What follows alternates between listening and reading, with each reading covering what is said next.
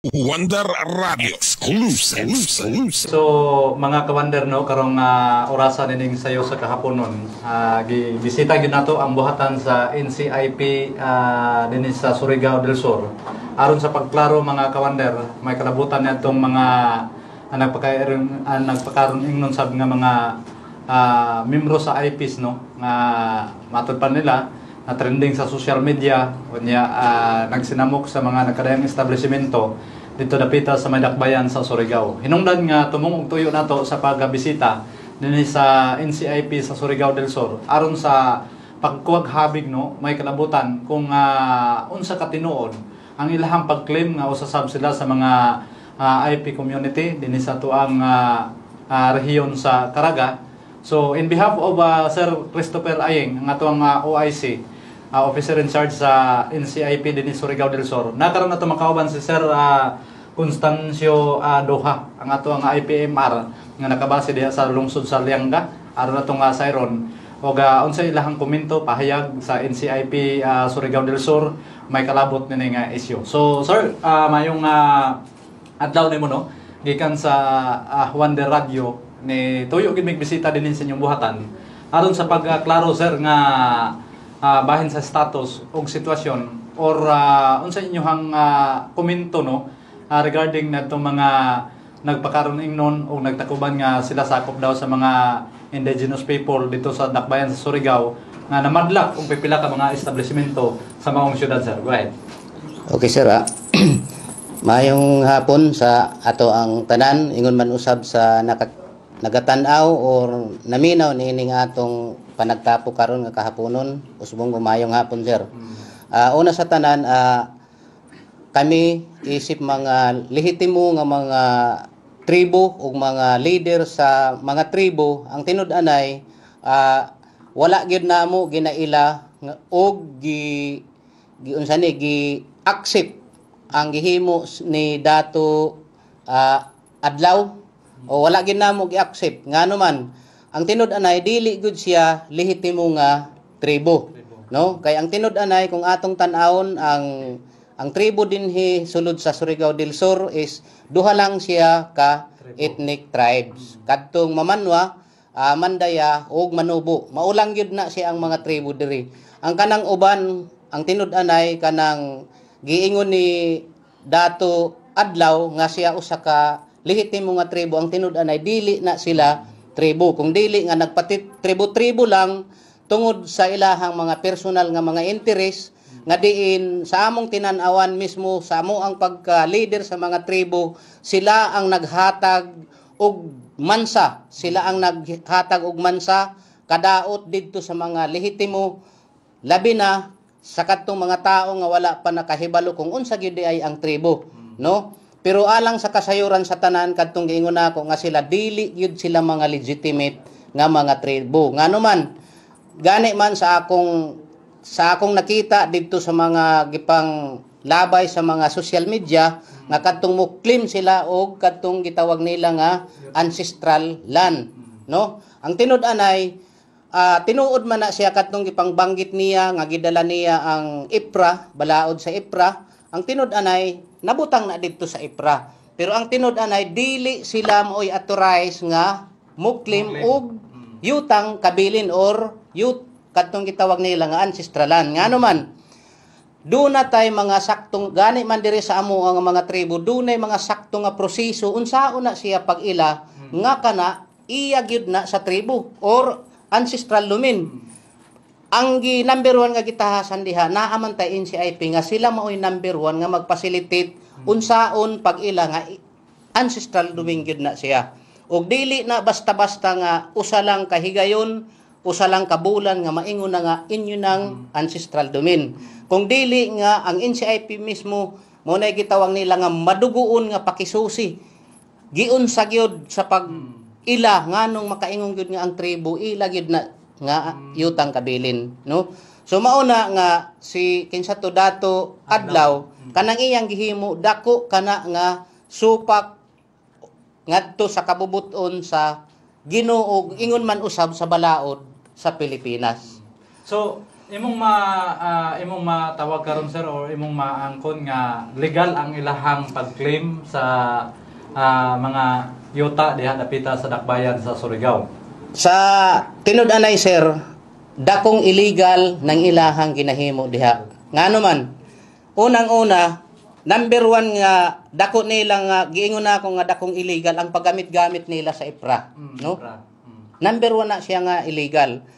Ikaduha, nga dakong illegal ang paggamit nila sa bansagon sa tribo. Gimansahan nila ang kami nga mga tribo. Wala sila'y authorize nga mogamit sa pangalan sa tribo. Ngano man, kadtong giingon ako nga dili sila mga tinuod, dili sila mga lehitimo nga mga tribo nga naa diha. Pagklaro lang sir no nga katong imong gingon kagan nga tulo lang ka kaning tribo ang ato dinhi. Unsa man tibok to Caraga sir katong Mandaya, Manubo ug Mamanwa. Tibok na siya Caraga region. Surigao lang na siya. Surigao lang diri. Surigao lang na. So, unsay lakang sa NCIP sir regarding nining gibuhat karon ni Dato Adlaw nga usaman ni ka illegal. Unsa man do na bay kaso nga pagatubangon nini ang kwan kung mangusog ang NCIP nini? Sa tinud-anay sir, kanang gihimo niya sa akong maistorya ni ana nga dapat siya nga maparusahan o dapat mahimuan siya og laka ngano man kadtong giingon nako nga grabe og paglapas niya didto sa mga lehitimo nga mga tribo, ingon man usab didto sa paggamit niya sa IPRA, so dapat lang nga muatubang siya og kaso. Human ang maistorya pod nako part sa NCIP, dapat lang sab nga mo na giingon nako nga challenge para sa mga ahensya sa gobyerno, dili lang nako ipokus sa NCIP. Kung dili ang tanan nga naa sa gobyerno dapat liho ko ni siya kay sa giingon na nako kaganiha nga kami nga mga lehitimo nga mga tribo, kami ang madamay mi sa gihimo sa mga bugos nga mga organisasyon nga nagtumaw karon. Dugang pangutana sir, bago lang ni pagawas ang NCIP Caraga og katong pinagi sa RE 8371 ang right to self-governance and empowerment unsay pasabot ani sir aron na malinawan ang atong mga tigpaminaw. Sa tinud-anayana ma'am, tinuod man na siya nga nabutang na diha sa 8371 nga balaod. Pero mo nang giingon nga ang pag-ila sa ato ang katungod isip mga tribo dili nagpasabot nga mo lapas ka didto sa unsa man ang existing nga mga balaod sa Pilipinas. So, kay ang matag ahensya sa gobyerno do na tay mga mandato. Halimbawa, ingon ako diha sa LTO, ang LTO do na sila yung mga mandato. Kung unsa man ang balaod sa LTO, dapat ang tribo magarespeto gihapon ni ana. So kanang ilang gihimo halimbawa si Dato Adlaw, mao nang giingon nila nga wala na kuno ang gobyerno, dakong kalapasan na siya. Ngano man, asa kaha siya nagkuha na nga balaod ug kinsa kaha ang nagdoktrina sa iyaha. Kinsa kaha unsa kaha na siya. Kanang giingon niya nga 50 anyos lang ang ato ang gobyerno. Sila na ang gobyerno. Asa siya nagkuha na nga balaod. So maunay dakong pangutana. Mo na giingon nako kung moingon kag self-governance, tinuod na siya pero kami nga mga legitimate nga mga tribo dili mimulaps kung unsa man ang kadtong existing nga balaod sa ato ang Pilipinas. Irespeto gyud na namo. Isip mga lehitimo nga mga tribo o mga IP sulod sa Surigao del Sur ingon man usab sa tibuok Pilipinas nga mga legitimate nga mga tribo mo respeto gyud mi niana. Okay, so laing pangutana sir no kay base sa mga hungihong lagi diya sa social media nga posible daw nga moabot sila dinhi sa Surigao del Sur. So unsay pagpangandam nga lakang himuon ani ang ato ang buhatan sa NCIP?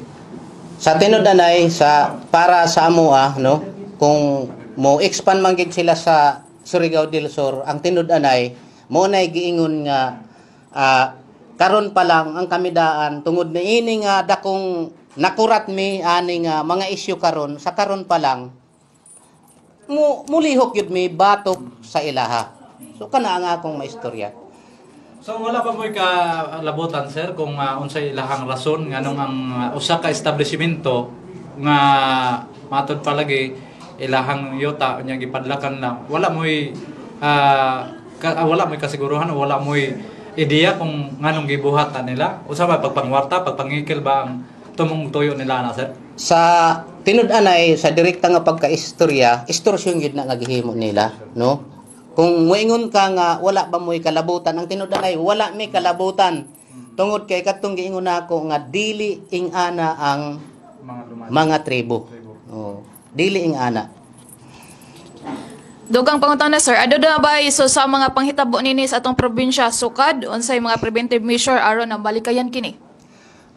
Sa tinud-anay, particular dito sa Lianga, dili to siya nga kanang unsa pa to federal, no? Naay mga organisasyon dito nga diin katingalahan namo. Dili siya gitawag nga kuan kanang federal.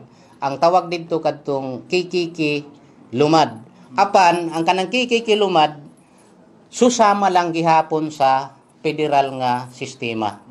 Ang among ginahimo dito, particular dito sa Lianga, samtang gamay kanang dili pa kaayo sila kuan amo nang ginahinay og sumpo, no? Pero kung dili gyud sila maminaw, mo na giingon nga ang Tribal Council, Municipal Tribal Council of Lianga, mapugos gyud mi og pasakag kaso sa ila kung dili sila maminaw sa amoa. So, dugang pangutana sir, kabahin na itong kanang ilang pagdala-dala itong hinigaban, nga mulabay sila sa mga checkpoint sa kapulisan, nga gisupak nila ang kapulisan nato, kabahin na nga ipalayo or ipatanggal, ibilin ang ilang mga hinigaban. Ano sa mga sir, diin man siya nga balaw diyon sir? Ang tinuod na ila-ila na sa ila ra nang gihimo-himo nga balaod. Kay mo na giingon nako, samot na sa karon nga gunban, so naagyoy mga resolusyon or mga balaod ang PNP nga dapat nato nga sundon. Pero mo lagi na tungod kay dili man sila maminaw. So para sa ako dako gyud na nga kalapasan nga gihimo nila kay kadtong giingon lagi nako kaganiha nga dili nato pwede lapason kung unsa man ang mga existing nga mga balaod. So imong pagklaro sir nga ang lehitimo nga mga tribo nagrespeto gyud sa bisan sa balaod sa kuan labi na karon ganban. Abihay ninyo sir, ang tinud-anay ako karon tribo man gyud ko no. Lehitimo gyud nga tribo ko. Pero ang tinud-anay halimbawa sa LTO, di gyud ko pwede nga mag-drive kung wala ko'y lisensya. Nagarespeto gyud ta ni ana. Kay walay exempted sa balaod. Mao nay akong gibarugan. Okay, so dugang pangutana sir kani nga nikanat na magyud ng balita may tungod anang pag-ransak sa mga tribo dito sa Surigao del Norte. Unsay panawagan nato ngadto sa mga katawhan kay halos tibuok probinsya sa Surigao del Sur karon nabalaka nga basin mosulod na sila diri sa atong probinsya unya mahitabo na nga aduna poy pagpangmadlak or pagpangilog sa mga yuta diri sa atong probinsya.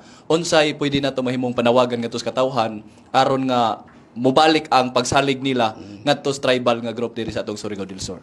So ang akong ikasulti about ni ana sir, una sa tanan, giawhag nako ang mga tanan nga mga lumulupyo nga mga yanong mga lumulupyo sa nagkadaiya nga mga lungsod nga ang kadtong ilang gihimo dako kadtong kasupakan sa amo ang kabubuton isip mga tribo, no? Dako to siya nga kasupakan.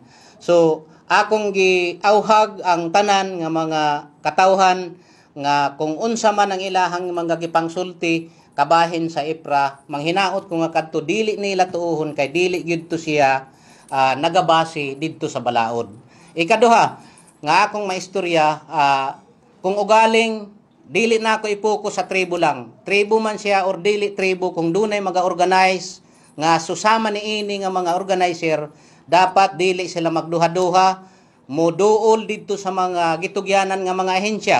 Halimbawa, NCIP, kung layo man ang opisina sa NCIP, didto sa mga tribal council nga kadto mga legitimate yun nga mga konseho sa tribo. Didto sila moduol or didto sa ato ang mga kapulisan, kapitan kay kana mo isulbad para maka-istorya dayon nga naay mga nagsulod nga mga gikatingad-an nga mga organisasyon.